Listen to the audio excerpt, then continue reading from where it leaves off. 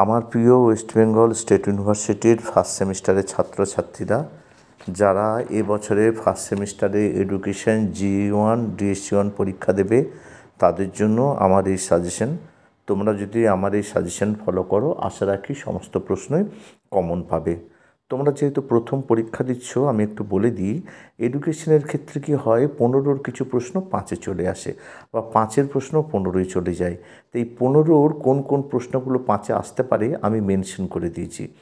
আর প্রত্যেকটা প্রশ্নের পাশে আমি খুব গুরুত্বপূর্ণ যেগুলো, সেগুলো স্টার চিহ্ন দিয়ে রেখেছি, সেগুলো যথেষ্ট গুরুত্ব সহকারে পড়বে।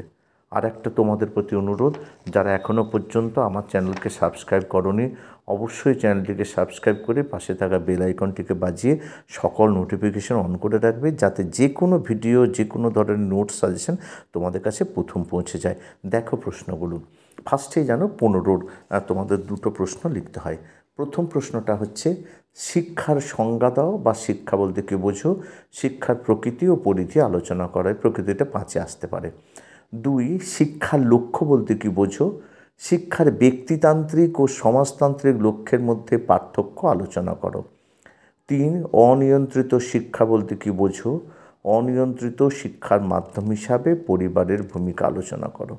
4, শিক্ষার সংস্থা বলতে কি বোঝায়, নিয়ন্ত্রিত শিক্ষার বৈশিষ্ট্যগুলি আলোচনা করো, নিয়ন্ত্রিত শিক্ষার সঙ্গে অনিয়ন্ত্রিত শিক্ষার তুলনা করো। 5, মূল্যবোধের সংজ্ঞা দাও বা মূল্যবোধ বলতে কি বোঝায়, মূল্যবোধের যে কোনো 4টি বৈশিষ্ট্য লেখো, শিক্ষায় মূল্যবোধের গুরুত্ব লেখো। এটাও দেখো, বৈশিষ্ট্য 5-এ আসতে পারে, মূল্যবোধের গুরুত্ব 5-এ আসতে পারে। শিক্ষা চিন্তা অনুযায়ী শিক্ষার লক্ষ্য, পাঠ্যক্রম এবং শিক্ষাদান পদ্ধতি আলোচনা করো। 7 হচ্ছে, ব্যক্তিতান্ত্রিক ও সমাজতান্ত্রিক শিক্ষার লক্ষ্য বলতে কি বোঝো, বর্তমান ভারতবর্ষের পরিপ্রেক্ষিতে কোন শিক্ষার লক্ষ্যটা সঠিক তা এবং কতটা গ্রহণযোগ্য আলোচনা করো। এবার প্রতিটা প্রশ্নের মান হচ্ছে 5। 1, শিক্ষার উপাদানের উপর একটি সংক্ষিপ্ত টিকা লেখো বা শিক্ষার উপাদানগুলি কী কী আলোচনা করো। 2, মুক্ত শিক্ষার যে কোনো 5টি বৈশিষ্ট্য উল্লেখ করো। 3, মূল্যবোধের শ্রেণীবিভাগের উপর একটি সংক্ষিপ্ত টিকা লেখো।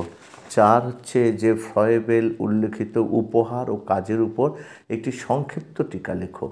5, রবীন্দ্রনাথের শিক্ষার পদ্ধতি ও শিক্ষা লক্ষ্যের উপর একটি সংক্ষিপ্ত টিকা লেখো বা রবীন্দ্রনাথ ঠাকুরের শিক্ষা দর্শন সম্বন্ধে আলোচনা করো। 5, সংক্ষেপে মুক্ত শিক্ষার সুবিধা ও অসুবিধাগুলি আলোচনা করো।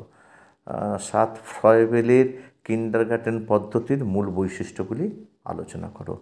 তোমরা প্রশ্নগুলি ভালো করে করো। আজ এই পর্যন্ত, আবার দেখা হবে পরবর্তী ভিডিওতে।